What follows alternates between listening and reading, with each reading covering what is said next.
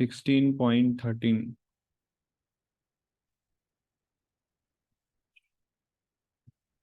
तो 16.13 में कंटिन्यू कृष्णा बताते हैं इसमें असुर लोग की मेंटालिटी, और स्पेशली जब उनको धन प्राप्त हो जाता है, तब कैसे सोचते हैं ये लोग।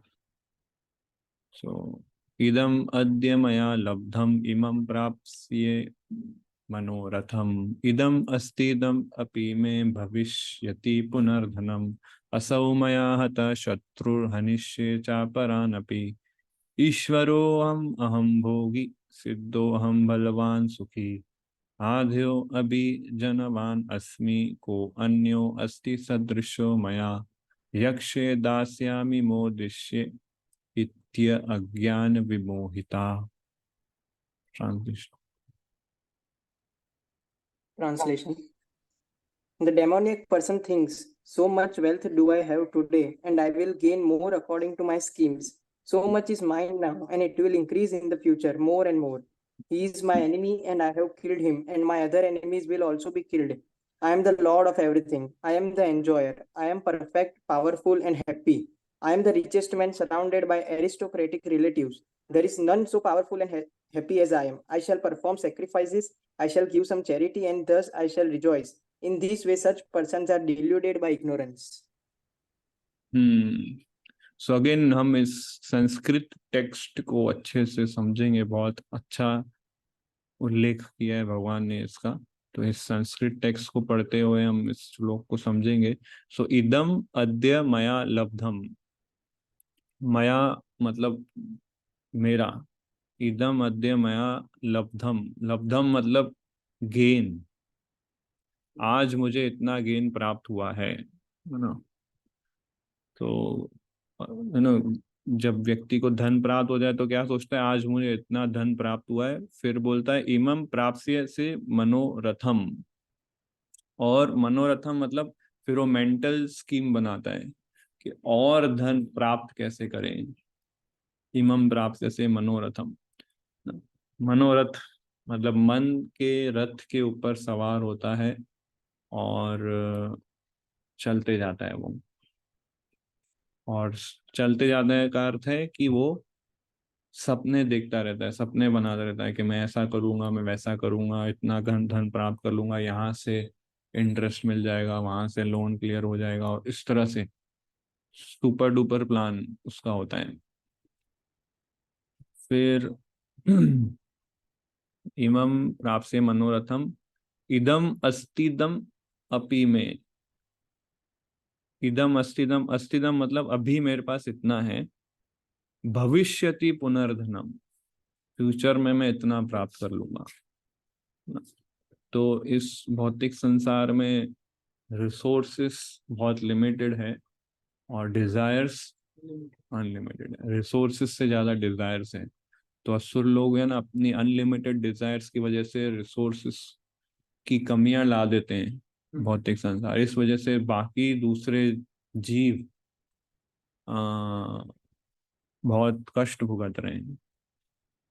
कंपटीशन है ना, लोग, people are ready to beg, borrow, steal, kill, है ना, उधार मांगना चाहेंगे, भीख मांगना चाहेंगे, चोरी करेंगे, किसी को मारेंगे केवल धन प्राप्त करने के लिए। बैग, बोरो, स्टील और किल, ये चार चीजें, राइट। सो और सोचता है कि असौ मया हता शत्रुर। अभी कैसा है कि जिसके पास बहुत सारा धन हो जाता है तो ये सोचता है मेरे असुर भी शत्रु बढ़ जाएंगे। तो असु मया हता शत्रुर के इस शत्रु को मैं खत्म कर दूंगा, मार दूंगा। तो प्रैक्टिकली जो अंडरवर्ल्ड डॉन जैसे होते हैं ना, उस प्रकार कैसे सोचते हैं, ऐसे कृष्णा बता रहे हैं इसके अंदर। तो हनिष्ये चा परम अपि, है ना, इस व्यक्ति को मैं मार दूंगा। हनिष्ये चा परम अपि, और ऐसे जितने भी और शत्रु आएंगे उन सबको मैं मार दूंगा। और इनको मार दूंगा तो क्या होगा, ईश्वरो अहम अहम भोगी, मैं इंजॉयर बन जाऊंगा, मैं कंट्रोलर बन जाऊंगा। ईश्वर हम ऐसे लोग क्या भगवान जैसा प्रोजेक्ट करते हैं अपने आप को कि आई विल इंजॉय, मैं नंबर वन हूंगा, मैं am the only one and I am the controller and I am the enjoyer. जैसे ही प्रॉपर्टी या धन मेरे पास आ जाएगा, आई विल कंट्रोल इट, ईश्वरो हम एंड अहम भोगी, I will enjoy it. Krishna already Gita में बोल चुके हैं, भोक्तारम यज्ञ तपसाम सर्वलोकम महेश्वरम, कि I am the enjoyer, I am the proprietor. और कृष्णा ऑलरेडी ये भी बोल चुके हैं कि आई एम द कंट्रोलर। कौन से श्लोक में? मया अध्यक्षेन प्रकृति सूयते सचराचर, मया अध्यक्ष, मेरे अध्यक्ष में कार्य करती है। सो भगवान भी ऐसा सोचते हैं कि I am controller, I am enjoyer.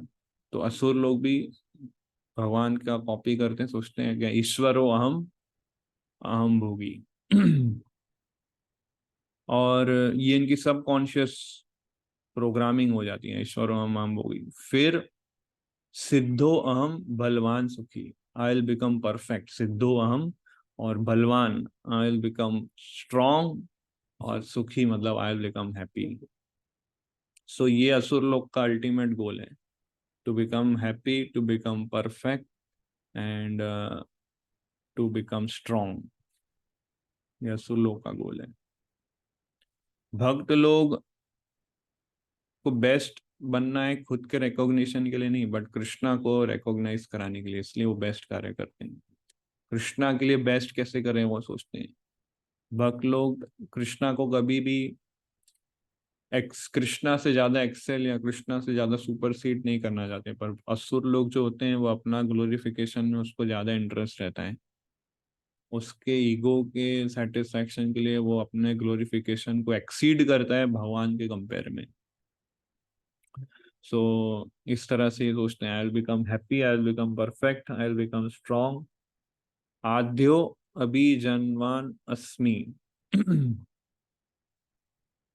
सो जना मतलब लोग, अभिजनवान अस्मि मतलब मेरे आसपास सब एरिस्टोक्रेटिक लोग होंगे, है ना। कुछ लोग ऐसे होते हैं, भक्त लोग भी मैंने ऐसे देखे हैं, जो जिनको ग्लैमरस सोशल सर्कल बहुत अच्छा लगता है ना।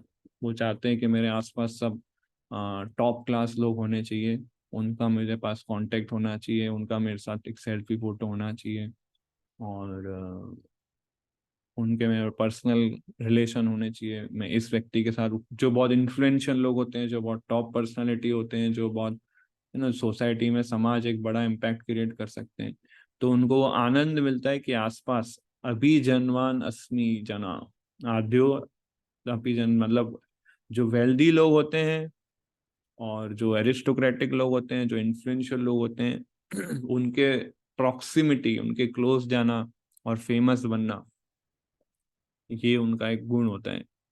और सो आद्यो अभी जनवान अस्मि को अन्यो अस्ति सदृशो मया। तो को अन्यो अस्मि सदृशो मया, कौन है मेरी तरह ऐसा, मैं इतना अच्छा व्यक्ति हूँ, मेरे जैसा कौन है। सो कृष्णा भी ऐसे ही व्यक्ति है। कृष्णा का एक नाम है असमृद्धवा। असमूर्धवा मतलब कि कोई भी उनके समान नहीं है, असमूर्धवा। हम्म। सो असुर लोग ऐसा ही सोचते हैं कि मेरे समान कोई नहीं है, I am the number one, I am the only one. Famous example है मोहम्मद अली, जो बड़े बॉक्सर थे, और वो बोलते हैं I am number one champion. और अभी उनको डिजीज हो गया है पार्किंसन, जिसकी वजह से अभी वो चाय का कप भी नहीं उठा सकते। तो हवा के साथ रिकॉर्ड्स भी चले जाते हैं। सो हमें कभी भी अपने आप को फॉल्सली प्रोजेक्ट नहीं करना चाहिए, ईगो मैनियाक नहीं हो जाना चाहिए, सेल्फ सेंटर्ड नहीं हो जाना चाहिए ना। फिर वो असुर कैसा सोचता है, लास्ट दो लाइन में बताते हैं ऐसे कि यक्ष्ये दास्यामि मोदिष्य। तो ये सोचते हैं कि लोग मेरे बारे में अच्छा सोचें, उसके लिए वो क्या प्लान बनाते हैं, यक्ष्य, कि मैं यज्ञ करूंगा ताकि लोग समझे मैं रिलीजियस भी हूँ। फिर दास्यामी, मैं चैरिटी भी दूंगा ऐसा। और मोदिष्य, मैं इस प्रकार से रेप्यूटेशन प्राप्त कर लूंगा। तो जब मैं यक्ष दास्यामी और मुदिश्य करूंगा, तब लोग ये सोचेंगे कि मैं अच्छा व्यक्ति हूँ, मैं असुर वाला व्यक्ति नहीं हूँ, मैं अच्छा व्यक्ति हूँ। तो ये लोग जो है ना, धर्म को भी फॉलो करते हैं, पर हार्ट ट्रांसफॉर्मेशन के लिए नहीं, ना, इमेज को बढ़ाने के लिए, ना, प्रिटेंड रिलीजन करते हैं। So yes. प्रभु, ये सारी क्वालिटीज तो नहीं बोल सकते, ये सारी चीजें मेंटालिटी है उनकी। मेंटेलिटी ऑलमोस्ट मैक्सिमम मनुष्य में पाई हर जाती है। हाँ हाँ। मतलब उसका क्वांटिटी कम हो सकता है लेकिन सारी मेंटेलिटी है। हर यस एक यस। मेंटेलिटी 0.1% और 100% रहते ही है। now हम सब असुर हुए मेंटेलिटी से। इसलिए जो कृष्णा भक्ति में जुड़ता है तो धीरे धीरे उसका दैवी प्रकृति भी आने लगते हैं। तो पॉजिटिव साइड पर्सनैलिटी और नेगेटिव साइड पर्सनैलिटी दोनों होता है उसके अंदर। जिसको वो फीड करेगा वो पर्सनैलिटी ग्रो होगा। अगर वो असुर प्रवृत्ति है उसके अंदर और उसके बारे में ज्यादा चिंतन मनन करेगा तो वो बढ़ेगा क्वालिटी। और उसके अंदर दैवी प्रकृति है, मतलब अगर वो भक्तों के संग में आता है, चैंटिंग रीडिंग हियरिंग करता है, उस पे ज्यादा फोकस करता है तो वो बढ़ जाएगा।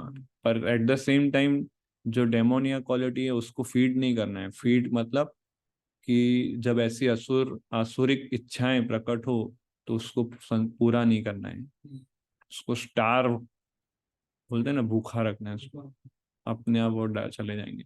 और जो डिवोटी क्वालिटी है उसको फीड करते रहना है, वे डिवोटी जैसे कार्य करते रहने हैं, तो वो ग्रो होंगे धीरे धीरे, फिर असुर वाले चले जाएंगे।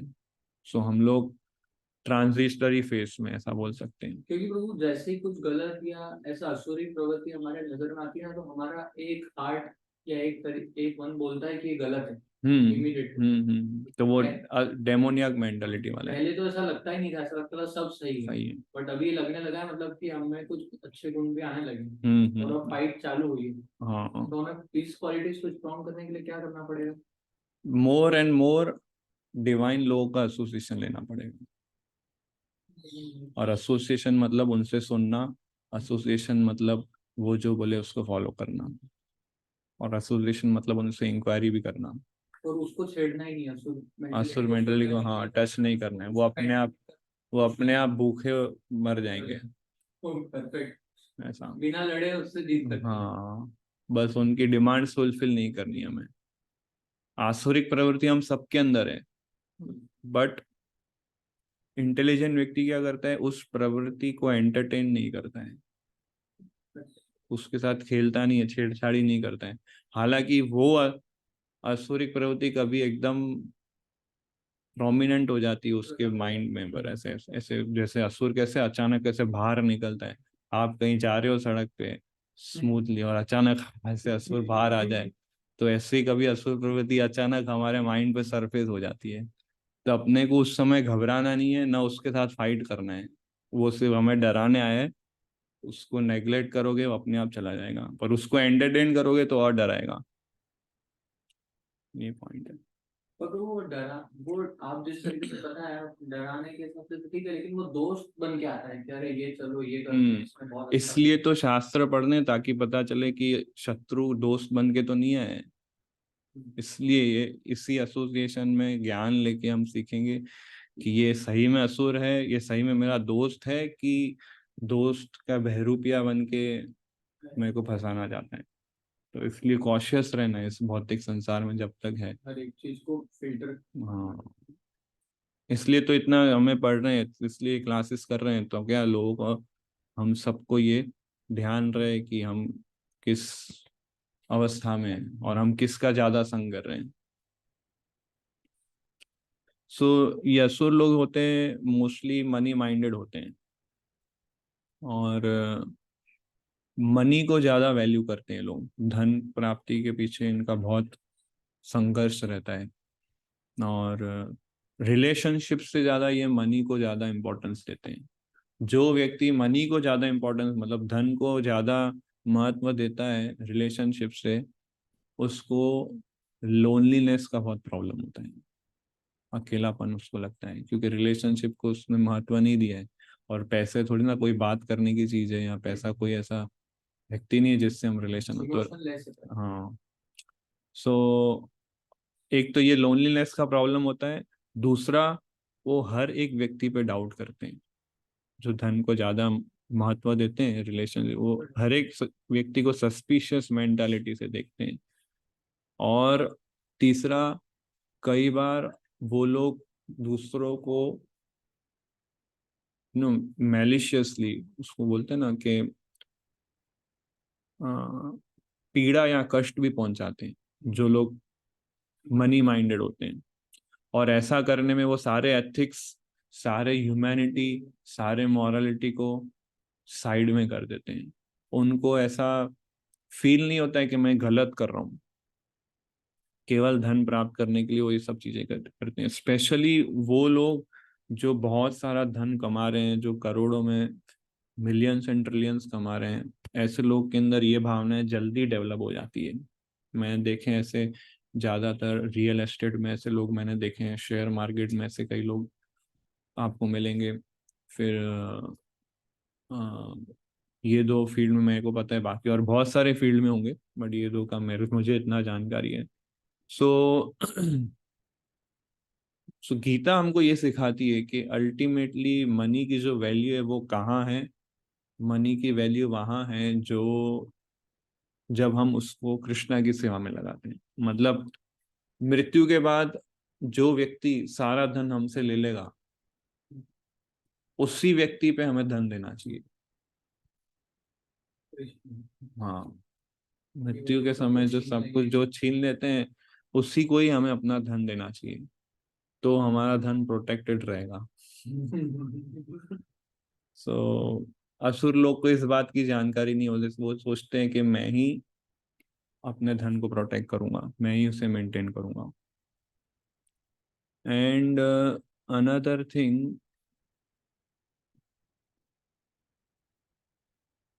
तो आपने ऐसा बताया कि वो लोग धन को लेके बहुत वो सब चीजें एथिक्स को भी साइड कॉन्शियस कर रखते हैं। हाँ। और वही लोग जो श्लोक का लास्ट लाइन था कि फिर वो यज्ञ भी करते हैं और दिखाते हैं कि हम दिखाते भी तो हैं, ये हाँ। सब में भी हैं। हाँ, तो यस यस कई यस। बड़े लोग इस तरीके से डील तो करते इस हैं। तरह से वो कवरिंग करते हैं अपने आसुरी प्रवृत्ति उनके को। एम्प्लॉय उनसे हैप्पी नहीं है, वो उनको टॉर्चर कर रहे हैं, उनको एकदम परेशान कर रहे हैं, बट एट द सेम दुनिया को टाइम दिखा यज्ञ रहे हैं कि के यज्ञ कर रहा हूँ मैं, धार्मिक हूँ मैं, ये in the same way big peoples are having company और उसके अंदर उनके जो एम्प्लॉयज हैं उनको बहुत ज्यादा मतलब टॉर्चर ही कहा जाता है, लेकिन उन्हीं लोगों के एनजीओ भी चल रहे हैं और वो दूसरी जगह पे ऐसा दिखा रहे हैं कि भाई हाँ, हम अच्छा काम भी कर रहे हैं। और इनको पता नहीं चल रहा है ऐसे मैं डबल रोल प्ले कर रहा हूँ, उन्हें लगता है ये नॉर्मल दुनिया है, ऐसे ही होता है इसमें। वो उनके माँ बाप की इज्जत करे या ना करे, लेकिन उन्होंने वृद्धाश्रम खुला रखे हम्म दिखाने के लिए। देखा नहीं, यस यस यस। सो यहाँ पे जो ये प्रभु जी जो बोल रहे हैं वो आपको सुनाई दे रहा है क्या, क्लियरिटी के साथ? हरे कृष्ण, क्लियरली नहीं सुनाई दे रहा है। ओके, ठीक है। सो ऐसे असुर लोग बहुत सारा इमेजिन करते हैं जो उनको डिग्रेडेशन की तरफ ले जाते हैं। जो ये लोग बहुत चेस करते हैं इल्यूशनरी प्रेशर के पीछे, एथिक्स को साइड में रख के सेल्फ डिस्ट्रक्टिव एक्टिविटीज में ज्यादा इन्वॉल्व रहते हैं ये। सो इसलिए माइंड को, जैसे इसमें वर्ड आता है मनोरथेना, है ना, माइंड को डायरेक्ट करना है, चैनलाइज करना है सही दिशा में। तो उसके लिए तीन चीजें चाहिए, है ना, एक इंटेलिजेंस, दूसरा है इंटेंशन, तीसरा है इंस्टिंक्ट।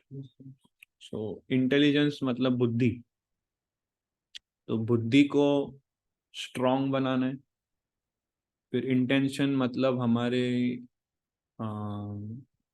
इंटेंशन को क्या बोलेंगे हिंदी में, इंटेंशंस, हमारे भावनाएं या जो भी इरादे।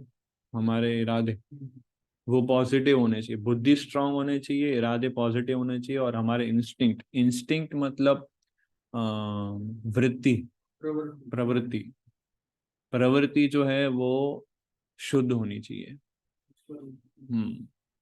तब तो गीता, भगवत गीता का अध्ययन जब ये लोग करेंगे, भगवत गीता के संपर्क में जब ये आएंगे, भक्तों के संग में जब ये आते हैं, तो धीरे धीरे इनकी बुद्धि जो है स्ट्रेंथन मतलब स्ट्रांग होती है। भक्ति योगा जब ये प्रैक्टिस करते हैं तो इनके इंटेंशंस प्योरीफाई होते हैं, और जब ये कृष्णा की सेवा में लगते हैं तो और इंटेंशन प्योरीफाई होते हैं तो इनकी वृत्तियां प्रवृत्तियां धीरे धीरे चेंज होने लगती हैं।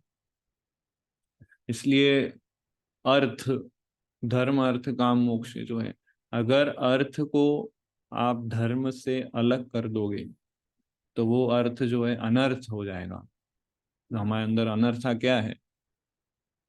काम, क्रोध, लोभ, मोह, मत मत्सर्य। सो अर्थ यानी कि जिससे हमारा जीवन चलता है, और अनर्थ यानी कि जो हमारा जीवन वेस्ट कर देता है।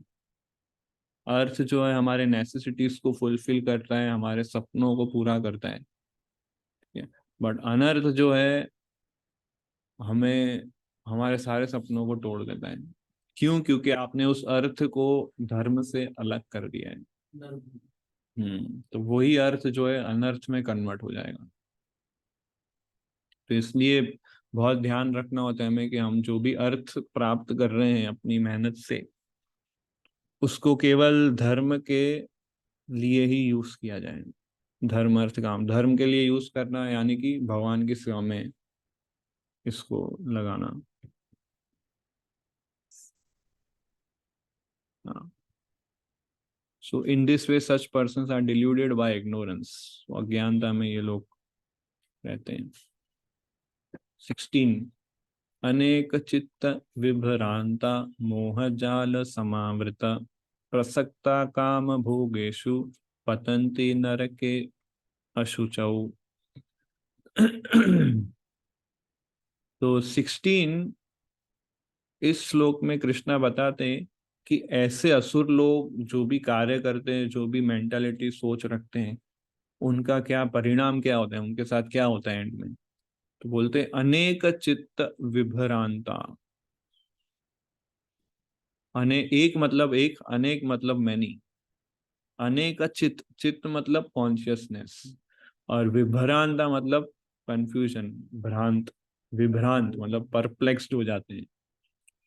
तो इनकी चेतना जो है, इनके माइंड में बहुत सारी चीजें चलती है, डिवाइड हो जाते हैं, अनेक चित्त, और परप्लेक्स्ड हो जाते हैं, कंफ्यूज हो जाते हैं, क्योंकि बहुत सारे दिशाओं में इनका मन दौड़ चुका होता है। अनेक चित्त विभ्रांता मोह जाल, नेटवर्क ऑफ इल्यूजन, समावृता मतलब कवर अप हो जाते हैं, कंप्लीटली कवर्ड, मोह जाल से कवर अप हो जाते हैं। तो यू नो केवल एक रस्सी नहीं है, बहुत सारी रस्सियों का ऐसे जाल बन जाता है और ट्रैप हो जाते हैं। समावृता, कंप्लीटली कवर्ड अप। ये लोग स्पिरिचुअलिटी या भक्ति योगा को परसीव नहीं कर सकते। सो इल्यूशरी वे से पूरा इल्यूशन में आ जाते हैं। मोह जाल समावृता प्रसक्ता काम भोगेशु। आसक्त मतलब अटैचमेंट, ये प्रसक्ता मतलब सुप्रीम अटैच हो जाते हैं।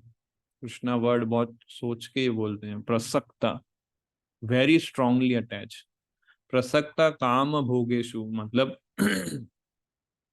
सुप्रीमली अटैच होते हैं किस किस चीज से? काम भोगेशु, टू एंजॉय, इंद्र तृप्ति में, because of desire of sense gratification ना, उससे वो अटैच हो जाते हैं। मैं कल प्रभुपाद एक भगवत गीता क्लास में सुन रहा था, जिसमें प्रभुपाद बता रहे थे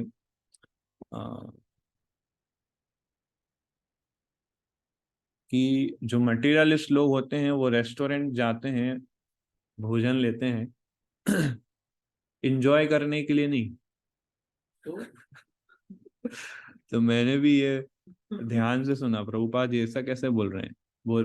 बोल रहे हैं कि मटेरियलिस्ट लोग जाते हैं रेस्टोरेंट में भोजन लेने के लिए, एंजॉय करने के लिए नहीं, अपनी जीवा है उसको, उसकी डिमांड्स पूरी करने के लिए जाते हैं। मतलब वो अपने जीव के दास बन गए, अपनी इंद्रियों के दास बन गए। वो मूवीज देखने जाते हैं एंजॉय करने के लिए नहीं, उनकी आंखों को, आंखों की सेवा कर रहे हैं वो। जीभ की सेवा कर रहे हैं, कान की सेवा कर रहे हैं, वो अच्छा म्यूजिक सुन के कान, उन्हें लग रहा है वो एंजॉय कर रहे हैं, पर एक्चुअली अगर एंजॉय कर रहे होते तो वो एंजॉयमेंट से बोर क्यों हो जाते हैं? वो बोर नहीं होना चाहिए फिर, पर कुछ समय बाद उनको बोरिंग लगता है। सो क्योंकि वो पर्टिकुलर इंद्री बहुत हाँ, उसको वो focus इंद्रियां करके- डिमांड कर रही है कि ये देखो, वो जीभ डिमांड कर रही है कि ये टेस्ट करो, कान डिमांड कर रहा है ये सुनो, आंख डिमांड कर रही है ये देखो। सो इन डिमांड्स को फुलफिल कर रहे हैं ये लोग, और ये लोग क्योंकि ये सारी इंद्रियां कंटिन्यूअस डिमांड कर रही है, तो इनके पास दूसरा ऑप्शन है नहीं। इन्हें ये लगता है कि चलो डिमांड पूरी करेंगे तो हम सुखी हो जाएंगे। हम्म, हाँ इनको ऐसा लगता है डिमांड्स पूरी करेंगे तो सुखी हो जाएंगे, पर एक्चुअली ऐसा होता नहीं है, और इनके पास दूसरा ऑप्शन नहीं है। इसलिए वो ये सोचते हैं कि इंद्रियों के दास बनना ही इंजॉयमेंट है इस मटेरियल वर्ल्ड। कितना क्लैरिटी के साथ प्रभुपाद बोलता है, मतलब हमें, बिल्कुल सही। मतलब इतना रिफाइन वे से कोई एक्सप्लेन नहीं कर पाए, मतलब ये एकदम क्लैरिटी के, जो मटेरियलिस्ट लोग होते हैं जो समझते हैं कि आई एम एंजॉइंग एवरीथिंग और मैं इंडिपेंडेंट हूँ, वो एक्चुअल में वो सर्वेंट बन चुका है अपनी सेंसेस का, और ये बात उसको पता नहीं है। सो फिर प्रभुपाद बोलते हैं कि सर्वेंट बनना ही है तो कृष्णा का क्यों नहीं बने? ऐसा, अगर सर्वेंट ही बनना है हमें, इंद्रियों की सर्विस करनी है, तो फिर कृष्णा की सर्विस करो, वो तो इंद्रियों के स्वामी है। तो सो इस तरह से इसमें बोल रहे हैं कि because of serious attachment towards fulfilling desire for sense gratification प्रसक्ता काम भोगेशु, तो उससे क्या होता है उनको, पतंती नरक के अशुचौ, उनका फॉल डाउन हो जाता है कहाँ पे? नरक में, टू द हेल। अशुचौ मतलब अनक्लीननेस। तो यस, उसका ट्रांसलेशन कर सकते हैं। Translation. Thus, perplexed by various anxieties and bound by a network of illusions, they become too strongly attached to sense enjoyment and fall down into hell. सो अनेक चित्त विभ्रांता, बहुत सारी डिस्ट्रैक्शंस इनके माइंड में होती है। परप्लेक्स बाय वेरियस एंजाइटीज, अभी क्या हर एक के एज पे एक पर्टिकुलर एंजाइटी होती है। जैसे शंकराचार्य इसको बहुत अच्छा कोट करते हैं, और वो बताते हैं कि जब छोटा बच्चा होता है तो वो उस उसकी चिंता क्या होती है कि मुझे खेलते रहना है पूरा दिन, जबकि उसको अपॉर्चुनिटी मिलता नहीं हर बार। तो बाल्य अवस्था में वो प्लेइंग वाले मोड में रहता है, फिर जब वो यूथ होता है तो कंटिन्यूअसली अपोजिट जेंडर के विषय में सोचता रहता है, उसके विषय में चिंतन करता रहता है। फिर जब वो मिडल एज हो जाता है तो उसको फैमिली एक्सपांशन का चिंता, बिजनेस एक्सपांशन का, पैसा का चिंता। और जब वो बूढ़ा हो जाता है तो उसको ये चिंता रहती है, एक्चुअली उसके अंदर डिजायर रहती है एंजॉय करने की, पर उसका बॉडी साथ नहीं देता है। तो इंटरनली वो लोग बहुत फ्रस्ट्रेटेड रहते हैं, ओल्ड एज वाले। वो जब बूढ़े व्यक्ति है उसी को ही इसका दुख वो पता कर सकते हैं, हमें नहीं पता चलेगा क्योंकि हमारा बॉडी तो सपोर्ट करता है, हम जो एंजॉइंग डिजायर रखते हैं।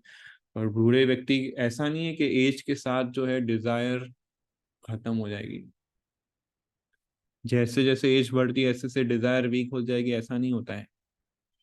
जैसे जैसे एज बढ़ती है डिजायर यंग होते जाती है, मतलब डिजायर और स्ट्रांग हो जाए, अगर वो स्पिरिचुअल माइंडेड नहीं रहा तो बॉडी वीक हो जाता है, माइंड डिजायर्स तो करते रहता है, इतना फ्रस्ट्रेटिंग फील होता है।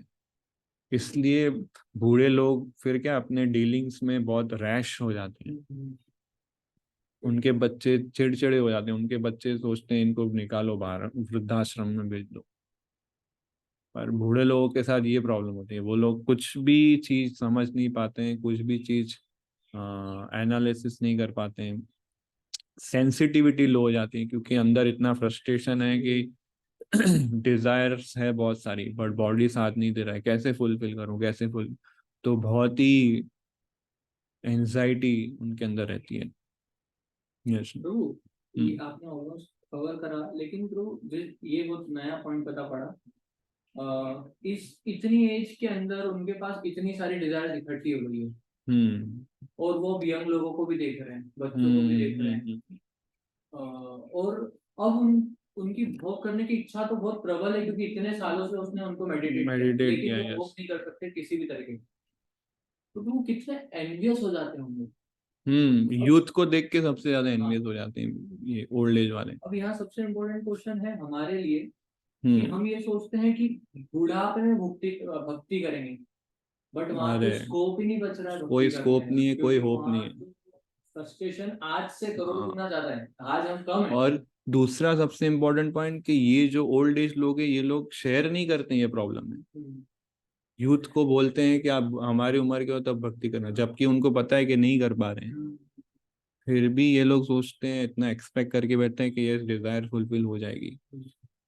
तो ये ओल्ड एज वालों के लिए इसलिए वर्णाश्रम सिस्टम बना है कि 50 ईयर्स के बाद घर छोड़ दो, वानप्रस्थ लो। वही व्यक्ति वानप्रस्थ ले सकता है जिसने प्रॉपरली ब्रह्मचारी ट्रेनिंग लिया है, जिसने प्रॉपरली सिस्टमेटिक वे से गृहस्थ आश्रम कृष्णा को सेंटर में रख के जीवन जिया है, वही वानप्रस्थ ले सकता है। अदरवाइज बहुत डिफिकल्ट सिचुएशन है। बहुत इस तरह से हर एक स्टेज पे डिस्ट्रैक्शन और एंजाइटी है। मटेरियल लाइफ हमको अलाउ ही नहीं करती है स्पिरिचुअल लाइफ फॉलो करने के लिए, कोई भी स्टेज पे, चाहे childhood, youth, middle age, old age, कोई भी स्टेज पे मटेरियल लाइफ हमको अलाउ ही नहीं करती है भक्ति करने के लिए। तो ये 3.3 मिडिल एज तक तो पता था, लेकिन ये जो आपने आज ये ओल्ड एज का खुलासा हुआ है आज। खुलासा बहुत आज ही ओल्ड एज का जबरदस्त खुलासा हुआ है।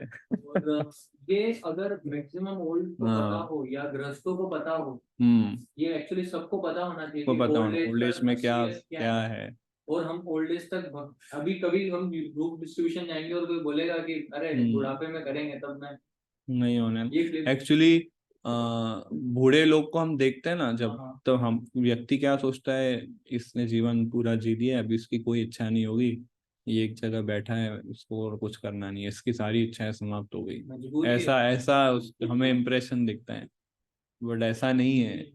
उसकी डिजायर्स बढ़ चुकी होती है तब तक, जैसे जैसे समय गुजरता है, और फ्रस्ट्रेटिंग फील करता है वो बहुत। बहुत बहुत और प्रभुपाद कहते हैं इवन वो एक जगह पे कि पेरिस में या इधर उधर, कि ये जो ओल्ड एज लोग हैं इनके अंदर सेक्स डिजायर रहती है, पर इनका बॉडी अलाउ नहीं करता है, तो ये लोग क्या करते हैं, ऑपरेशन करते हैं और बंदर के ग्लैंड्स को अपने बॉडी में डालते हैं ऑपरेशन से, ताकि वो लोग अच्छे से एंजॉय कर सकें।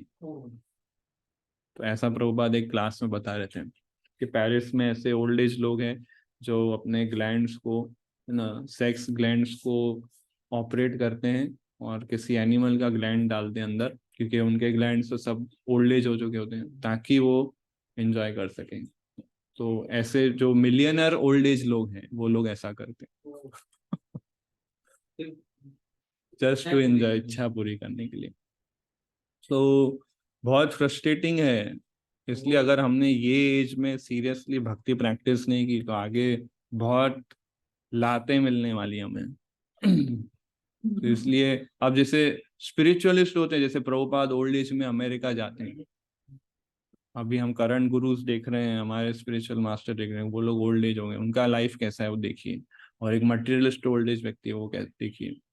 सो स्पिरिचुअलिस्ट ओल्ड एज जो है वो मिलियन टाइम्स ज्यादा मेहनत कर रहे हैं, मतलब हमसे ज्यादा वो लोग मेहनत कर रहे हैं, वो लोग ज्यादा कंट्रीब्यूट कर रहे हैं। पर मटेरियल लाइफ में उल्टा है कि वो लोग का सब कुछ डाउन होते जाता है और यूथ में सबसे ज्यादा कंट्रीब्यूट करते हैं।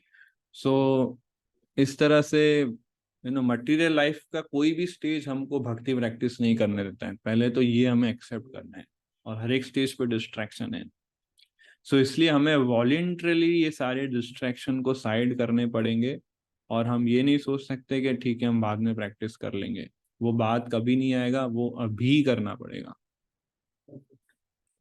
तो असुर प्रवृत्ति वाले उस तरह से सोचते हैं कि सब कुछ सो इल्यूजन, इस श्लोक में वर्ड आता है मोह जाल समावृता, तो इल्यूजन जो है हमको कैप्टिवेट कर लेता है। एक्चुअली इल्यूजन में कैसा हो सोचता है व्यक्ति, जैसे एग्जाम्पल आता है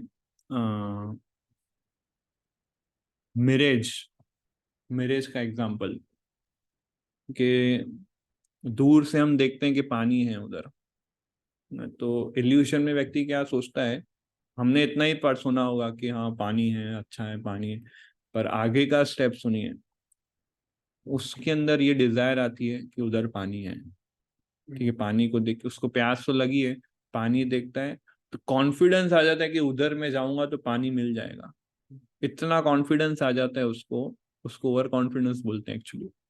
इतना ओवर कॉन्फिडेंस आ जाए कि उधर पानी मिलेगा, कि जब कोई इंटेलिजेंट व्यक्ति, पढ़ा लिखा व्यक्ति उसको बोलता है कि वहां पानी नहीं है, तो ये उस पे क्रोध करेगा और ये व्यक्ति प्राउड में आके बोलेगा नहीं उधर पानी है, पी जाऊंगा, तुम मुझसे ईर्ष्या कर रहे हो इसलिए तुम जाने नहीं दे रहे हो, तुम चाहते हो कि मेरी प्यास नहीं बुझे इसलिए तुम ऐसा बोल रहे हो।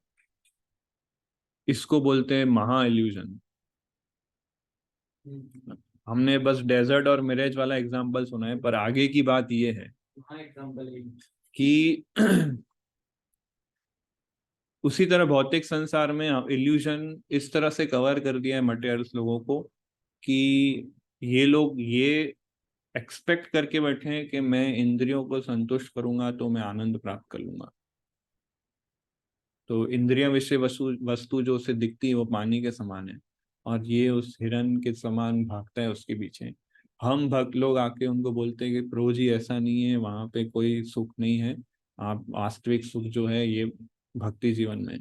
तो क्या करते हैं ये लोग, इनके पास ओवर कॉन्फिडेंस क्यों आ जाता है, क्योंकि ये एक्सपेक्ट करके बैठे हैं कि पानी मिलेगा और प्यास बुझ जाएगी, इसलिए इनके अंदर प्राउड आ जाता है, और वो प्राउड की वजह से वो रियल ज्ञान को एक्सेप्ट ही नहीं कर पाते, एक्सेप्ट ही नहीं, कोई भी कितना भी समझाओ नहीं एक्सेप्ट करेंगे वो लोग, या सुर प्रवृत्ति। इसलिए बोला है मोह जाल समावृता, ये मतलब इल्यूजन से बाहर आने के सारे रास्ते इनके ब्लॉक हो जाते हैं,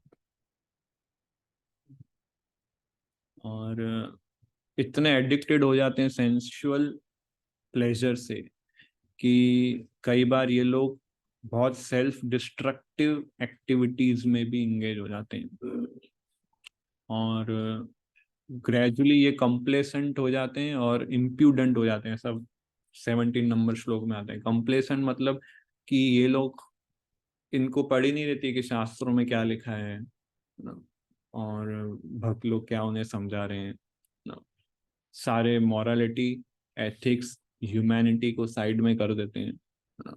तो इन लोगों, ऐसे व्यक्तियों का क्या स्कोप है, ऐसे व्यक्तियों के दो रास्ते हैं इनके पास अभी केवल, या तो ये इंद्र वृत्ति में लगे और कांस्टेंट लाते खाते रहे, तो क्या इनके अंदर फ्रस्ट्रेशन आ जाएगा कि डिजायर्स पूरी नहीं, डिजायर पूरी नहीं, फ्रस्ट्रेशन आएगा। फिर इनको शायद समझ में आए कि मटेरियल वर्ल्ड में कुछ भी नहीं है, कुछ संतुष्ट नहीं कर सकते मुझे, कोई व्यक्ति संतुष्ट नहीं कर सकता, कोई वस्तु संतुष्ट नहीं कर सकता। एक रास्ता ये। दूसरा, या तो कोई किसी का उसको संग प्राप्त हो या हाथ में गीता आ जाए, इनके सामने दो रास्ते ही खड़े हैं जिसके द्वारा वो इल्यूजन को हटा सकते हैं। अदरवाइज मोह जाल समावृत, मतलब आवृत मतलब कवरिंग, समावृत मतलब कंप्लीट कवरिंग। तो आपने कहा फर्स्ट फर्स्ट में ऐसा है कि वो लात खाते खाते उनको एक दिन रियलाइज हो जाए, बट वो रियलाइजेशन तो कुछ क्षण ही रहेगा ना, अगर तब भी भक्ति या तब भी उनको ये बात हाँ कोई तो नहीं मिला तो कभी कभी कैसा होता है कि बहुत लाते खाने के बाद व्यक्ति के अंदर सुपर डिटैचमेंट आ जाता है। वैराग्य बोलते हैं। हाँ वैराग्य, इमेच्योर वैराग्य होता है, हाँ पर वैराग्य आ जाता है, और फिर क्या वो चेस नहीं करते, कर्महीन हो जाता है वो। हाँ कर्महीन हो जाता है, चेस नहीं करता है फिर सेंस प्लेजर के प्रति, वो इल्यूजरी प्लेजर के पीछे चेस नहीं करता है। एट द सेम टाइम उसको ऑल्टरनेटिव भी नहीं पता होता है, नहीं होता है। तो क्योंकि ऑल्टरनेटिव नहीं पता होता है, सेंसुअल प्लेजर को भी चेस नहीं करता है, तो इसको कहीं ना कहीं रास्ता मिलेगा कुछ। अब करना क्या है, या तो ये मायावादी हो जाएगा, या तो ये हिमालय में चला जाएगा, या तो कोई भक्त के संग में, स्पिरिचुअलिस्ट के संग में आ गया। अभी ऐसे लोग की संख्या बढ़ गई है, स्पेशली पोस्ट कोविड एरा में। पोस्ट कोविड एरा में क्या हुआ, सबका लॉकडाउन लग गया, सबका सेंस ग्रेटिफिकेशन रुक गया। कुछ लोग, कई लोग, मैक्सिमम लोग फ्रस्ट्रेट हो गए, इसलिए स्पिरिचुअलिटी की तरफ जा रहे हैं मैक्सिमम लोग। तो स्पिरिचुअलिटी से पहले एक स्टेप आता है ह्यूमैनिटी में, बहुत मानते हैं इस तरीके के तो लोगों का। हाँ, तो मायावादी जो है ह्यूमैनिटी को काफी फॉलो करती है, फिलेंथ्रोपिक वर्क प्रभुपाद ऐसा बोलते हैं। हॉस्पिटल्स खोलते हैं, अनाथालय खोलते हैं, और बहुत सारी चीजें। तो इसमें उनको एक रस मिलता है। कल मैं वो एक बुक पढ़ रहा था, Krishna the reservoir of pleasure, जो आती है ना 10 रुपए की बुक डिस्ट्रीब्यूशन के दौरान, जिसमें, तो उसमें प्रभुपाद ये एक बहुत अच्छा लाइन लिख रहे थे कि व्यक्ति को अपने कार्य में रस मिलता है, और वो लोग ये सोचते हैं कि मैं सेल्फलेस देश की सेवा करूंगा, सेल्फलेस किसी व्यक्ति की सेवा करूंगा तो मैं एंजॉय करूंगा, क्योंकि इल्यूजरी प्लेजर है वो सब उसको पता चल गया। तो ये लोग थोड़े हायर लेवल पे उठते हैं और सोचते हैं कि सेल्फलेस सेवा करो। तो वो उसमें भी उनको प्राइड आने का चांसेस तो हाँ, वो 100% रहता है। क्योंकि अल्टीमेटली वो अपने आनंद के लिए कर रहा है, थोड़ी ना सेल्फलेस हुआ वो, उसको आनंद चाहिए, इसलिए वो सेल्फलेस का टैग लगा रहा है कि ठीक है, हॉस्पिटल दो, खिचड़ी दो, और दवाई दो, फ्री ट्रीटमेंट करो, फ्री बुक्स दो, फ्री यूनिफॉर्म दो। उसमें उसको आनंद मिल रहा है इसलिए वो कर रहा है, नहीं तो क्यों करेगा वो। तो वो सेल्फलेस थोड़ी ना हुआ फिर। आई एम द डूअर वाला मोड आ गया ना। हाँ, वही चीज है, पर क्या ये ईगो के प्लेटफॉर्म वाला है, वो इंद्रियों के प्लेटफॉर्म का था। तो ईगो के प्लेटफॉर्म में ज्यादा आनंद है, इंद्रियों के प्लेटफॉर्म पे थोड़ा कम आनंद है। ऐसे माइंड के लेवल का प्लेजर है, इंटेलेक्चुअल के लेवल का प्लेजर है, ईगो के लेवल का प्लेजर है। तो ईगो के लेवल का प्लेजर ज्यादा हाई माना गया है। जैसे देश के लिए करना है, वो ईगो का प्लेटफॉर्म है। रिस्पेक्ट मोड भी ऑन हो जाता है। हाँ। तो पूरी दुनिया रिस्पेक्ट कर रही है ऐसा। सो इतनी सारी डिजायर्स इनके अंदर आ जाती है, प्रसक्ता काम भोगेशु, और बहुत सारी अनेक चित्ता। सो डिजायर्स इतनी सारी आ जाती है इनके माइंड में, क्योंकि इनके बहुत सारे जगह पे कार्य चल रहे होते हैं। तो ये लोग क्या होते हैं, कंफ्यूजन में आ जाते हैं कि पहले कौन सी डिजायर को पूरा करें, और वो कंफ्यूजन की वजह से इनकी इंटेलिजेंस कवर अप हो जाती है, क्लैरिटी नहीं रहती है। और कभी कभी कोई डिजायर इतनी प्रोमिनेंट हो जाती है, वो ये सोचते हैं कि ठीक है, पहले इस डिजायर को पूरा करते हैं। तो वो डायलेमा से बाहर निकलने के लिए पहले उस डिजायर को पूरा करते हैं, और उस डिजायर को पूरा करने के बाद उनको ये पता चलता है अच्छा मेरे अंदर और भी डिजायर है, उसको फिर रिपीटेडली उसको फुलफिल करने का प्रयास करते हैं। डिजायर्स अनलिमिटेड है, इनको फुलफिल करने की कैपेसिटी इनके पास लिमिटेड है एक्चुअली। तो ये गैप आ गया, और ये गैप उनके जीवन को बहुत डिफिकल्टी में डाल देता है। गैप को पर फुलफिल करने का ट्राई करते हैं। सो इसलिए हमें अपने डिजायर्स को सिर्फ चेंज करना है, desire to love Krishna, desire to serve Krishna. तो डिवोशनल डिजायर्स हमारे इंटेलिजेंस के वो कवरिंग, मोहजाल समावृत है ना, वो उसको हटा दिए डिवोशनल डिजायर्स, और कृष्णा की सुप्रीम इंटेलिजेंस जो है उससे कनेक्ट करती है। सो 16 पॉइंट, ऐसे तो बहुत कुछ है, बट हमने कौन सा श्लोक लिया, 16 तक लिया ना यहाँ।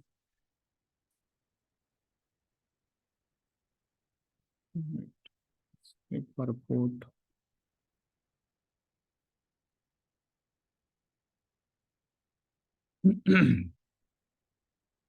सो ये देखिए, जैसे इसमें बताएं, रिजल्ट ऑफ डेमोनियक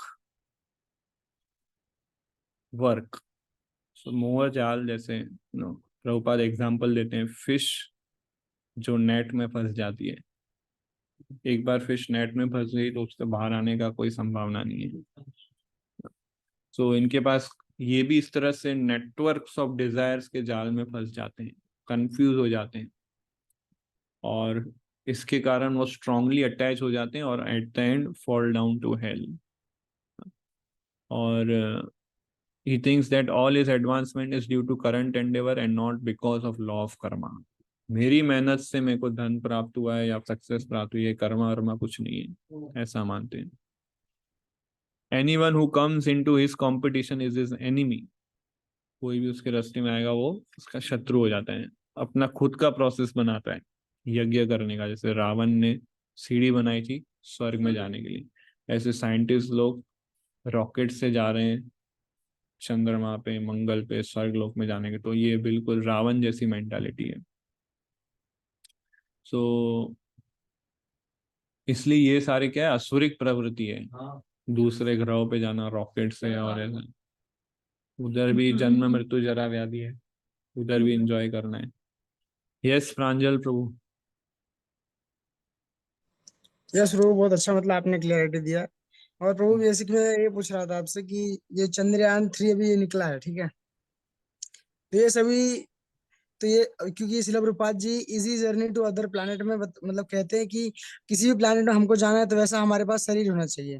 तो वैसा शरीर अगर रहेगा तो हम जा सकते हैं। बिल्कुल तो प्रभु मतलब हम इस्कॉन वाले को, ये लोग को जाके साइंटिस्ट लोग को बताना चाहिए क्या कि बताना भाई चाहिए, बिल्कुल बताना चाहिए। प्रभुपाद तो बहुत हैवीली और सबको बोलते थे कि ये साइंटिस्ट को एक्सपोज करना हमारा काम है।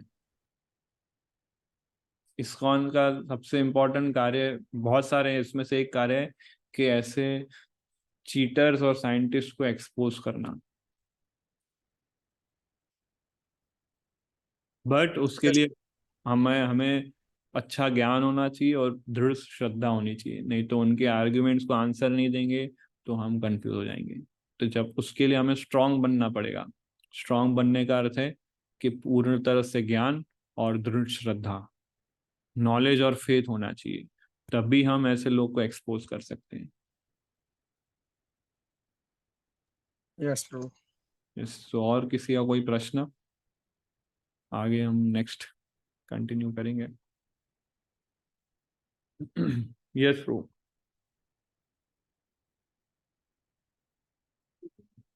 अनम्यूट करना पड़ेगा ब्रो, अनम्यूट। हरे कृष्णा प्रभु। हम्म। प्रभु मतलब हम लोग देखते हैं कि ओल्ड एज में ये लोग डिजायर फुलफिल नहीं कर पाते और फ्रस्ट्रेट होते, राइट?